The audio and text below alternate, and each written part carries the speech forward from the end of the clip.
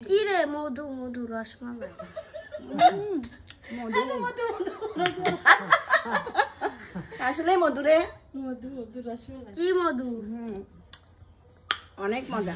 আমার বরগাদার মগরুব ভাইয়ের বাড়ির লোকজন আমাকে কিভাবে আপ্যায়ন করলো সেটা আমি আপনাদের সাথে শেয়ার করছি। এই যে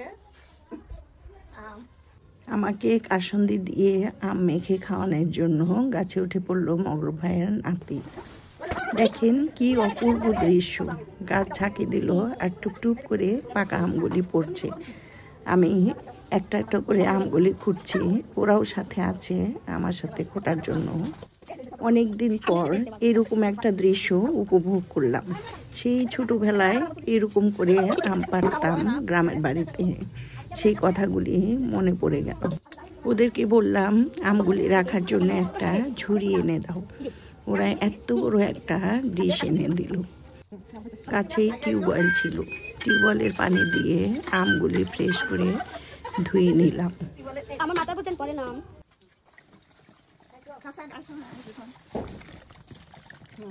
তাহলে ভালোই তো আম হয়েছে তোমার গাছে। অনেকদিন হলো এই কাসুন্দি দিয়ে আম মাখানো খাই না, আর এই দুপুর বেলা এই আম মাখাই এটা মনে হবে যে একটা অমৃত, অনেক স্বাদের জিনিস। মগরুব ভাইয়ের বউ আম কাটছে আর ওর নাতনি ভিডিও করছে, তো ওকে আমি ডিরেকশন দিয়ে দেখিয়ে দিচ্ছি যে এইভাবে ভিডিওটা করো, একদম আম ছিলানোটা দেখাও আর কার ভিতর রাখলো সেটাও দেখাও।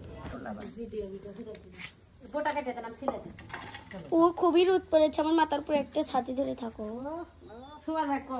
ছাতি ধরো, ছাতি ধরো। ও ভালো ছাতি ধরো। ধরো ওই গানটা কর।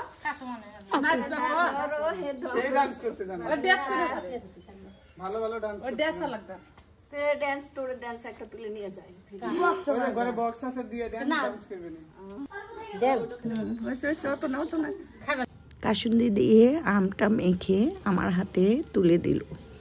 আমি খাবার সময় ওর নাতনি দেখেন কি বলল। কি রে মধু মধু রসমালাই মধু মধু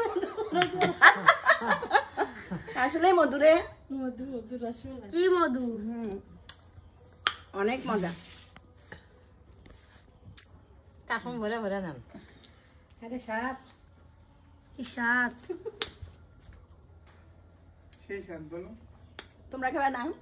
না আপনি খান। আমরা 1 বছর ধরে খাচ্ছি। থেকে তো আরো সুন্দর দিয়ে দেবে এদিকে। উমারি হ্যাঁ হ্যাঁ ওঠো। ওই যে হালা খান দিতে। এ ডিশের আম দুধ দেখা যায়। ইরে কত বড় ডিশ। দেখেন এক ডিশ আম খাচ্ছে। এগুলো মাখনা সোজা খান।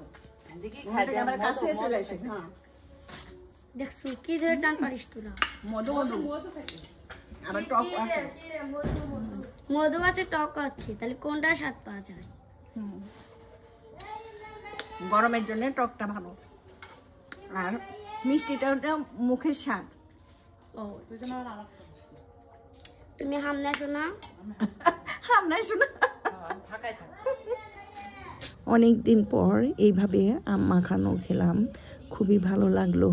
এর ভিতর ওর নাতনি দেখেন দৌড়ে এসে আমার হাতে কি তুলে দিল, ওদের গাছের 1 ফানা কলা দিয়ে আমাকে বিদায় দিল।